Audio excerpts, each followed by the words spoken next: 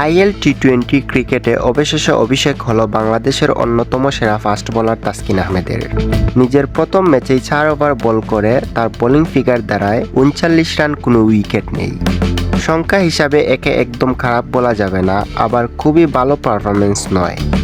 ইনিংসের একদম শুরুতেই নতুন বল হাতে তুলে দেওয়া হয় তাসকিন আহমেদের। প্রথম ওভারেই বোঝা যায় ম্যাচের চাপ সামলে নিতে তিনি প্রস্তুত। মাত্র 6 রান দিয়ে ওভার শেষ করেন তাসকিন। সেটা ছিল বেশ নিয়ন্ত্রণিক একটা ওভার, তবে নিজের দ্বিতীয় ওভারের ছন্দ একটু নষ্ট হয়ে যায়। ওই ওভারে ব্যাটারদের হাতে 14 রান তুলে দেন তাসকিন, যা ম্যাচে তার সবচেয়ে এক্সপেন্সিভ ওভার। এই ওভারটাই মূলত তার বোলিং ফিগার কিছুটা বাড়ি করে দেয়। এরপর তৃতীয় ওভারে ভালোভাবে ঘুরে দাঁড়ান বাংলাদেশি ওই পেসার। লাইন লেন্থে ফিরে এসে দেন মাত্র 8 রান, যেটা আবার তার নিয়ন্ত্রণের প্রমাণ দেয়। শেষ ওভারে যদিও 11 রান দেন, তবে সেটাকে খুব বেশি খারাপ বলা যায় না, কারণ তখন ব্যাটাররা শেষ দিকে আক্রমণাত্মক ছিলেন। তবে একটা জায়গায় আফসোস থেকেই যায়, তাসকিনের নিজের দ্বিতীয়, তৃতীয়, চতুর্থ 3টি ওভারের শেষ বলে বাউন্ডারি হজম করেন।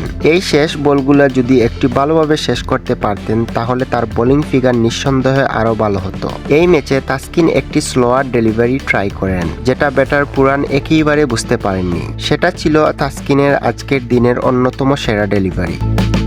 সব মিলিয়ে বলা যায়, আইএল টি-20 অভিষেকে তাসকিন আহমেদ ছিলেন এক্সট্রাঅর্ডিনারি। উইকেট না পেলেও বলের গতি, ভেরিয়েশন আর অভিজ্ঞতা প্রমাণ করেছে তিনি এখানকার কন্ডিশনে মানিয়ে নিতে পারবেন। পরবর্তী ম্যাচগুলিতে তাসকিনের কাছ থেকে আরো ধারালো পারফরমেন্স আশা করাই যায়। বাংলাদেশি ভক্তদের চোখ থাকবে পরের ম্যাচে কি উইকেটের দেখা পাবেন তাসকিন। পরবর্তী ম্যাচের জন্য তাসকিন আহমেদের জন্য রইল শুভকামনা।